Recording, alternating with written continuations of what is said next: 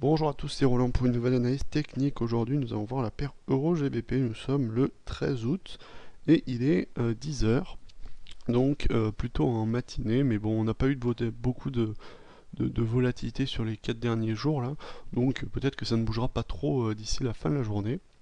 Alors, quelle était ma dernière analyse? On va reprendre un petit peu le graphique ici à plus long terme pour voir un petit peu ce qui se passe.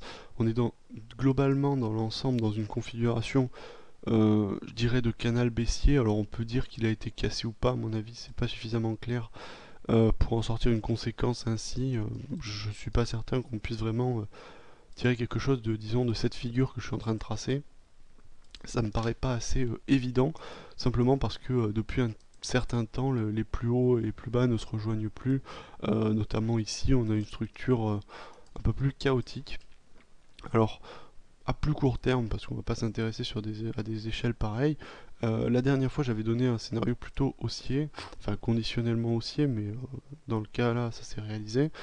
Euh, sur cette sortie, donc on avait une structure en range ici, de rectangle, et on est sorti à la hausse de ce rectangle après un pullback. Enfin, j'avais fait la vidéo après avoir vu le pullback.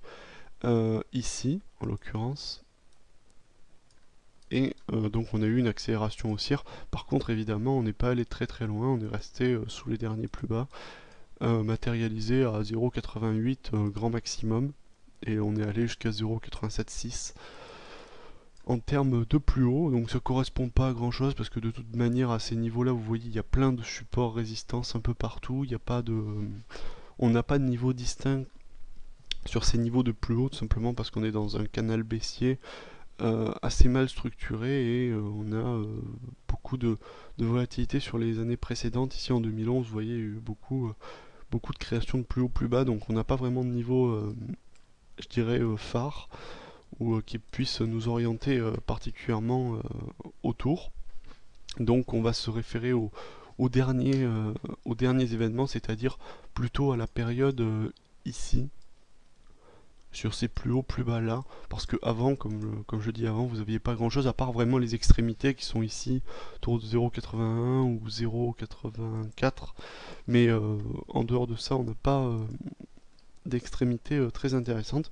Alors ce scénario donc haussier s'est réalisé très rapidement à court terme. Par contre là on a vraiment bloqué sur les plus hauts que j'avais tracé il y a 2 minutes. Et on a eu une reprise baissière avec beaucoup de volatilité sur la reprise, surtout ici autour du 7 août, avec des mèches énormes. Et ensuite on a eu une grosse accalmie sur le support, ici qui est à 0,857. Donc on est sur ce niveau support qui correspond finalement à peu près dans l'ensemble au niveau de, de résistance, enfin l'ancienne résistance du rectangle.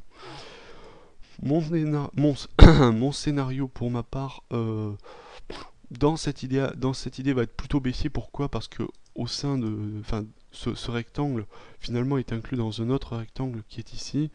Euh, Enfin, dans une structure de range, je dirais, on pourrait la tracer un peu moins large pour qu'on la voit mieux.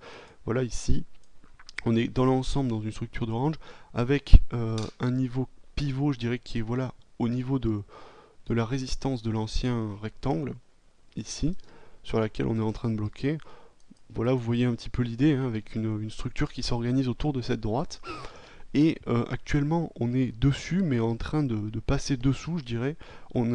Étant donné qu'on est dans une phase de range, on est allé taper en haut. L'idée, c'est que maintenant, on aille en bas. Donc moi, je vais être plutôt baissé jusqu'à 0,84 à peu près. Hein, il y a des niveaux intermédiaires. Hein. On a le niveau ici. Je donne toujours des niveaux intermédiaires parce que on va pas nécessairement aux objectifs toujours. Il y a le niveau ici de plus bas de 0,846, enfin 67, qui est aussi pertinent. Par contre, entre les deux, il n'y a rien. Je précise, si ça continue à baisser, je ne serai pas baissier avant ce niveau-là.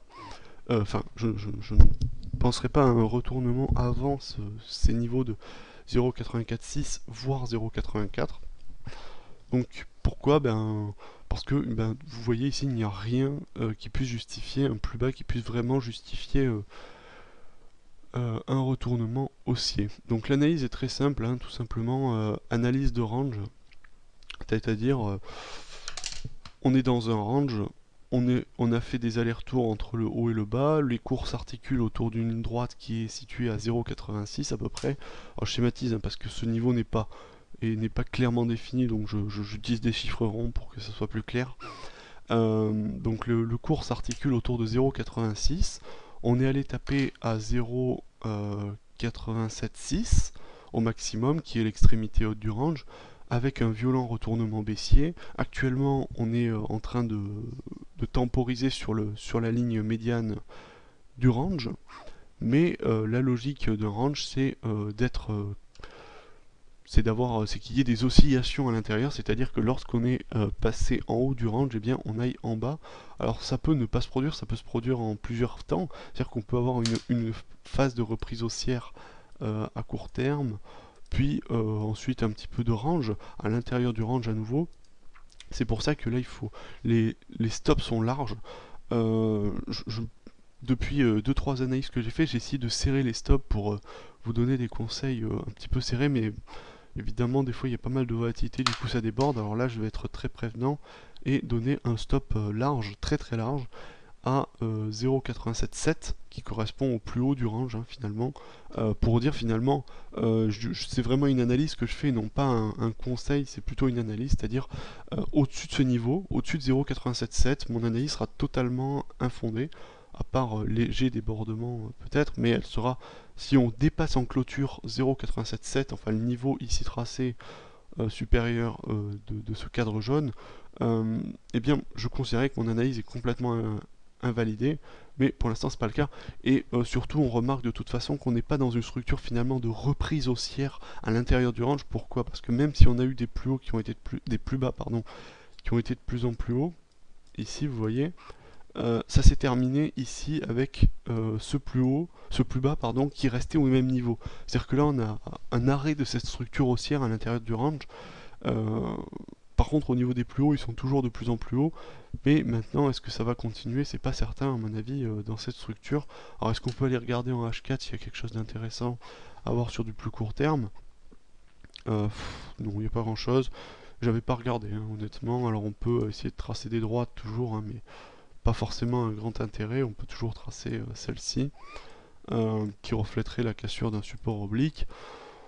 Pour ma part ça me paraît possible. Alors voilà, si on veut rentrer un peu dans les détails, on peut rentrer sur cette analyse là, dire que là il y a un potentiel de pullback pour aller chercher 0,865 à la hausse, mais un peu trop hypothétique à mon sens.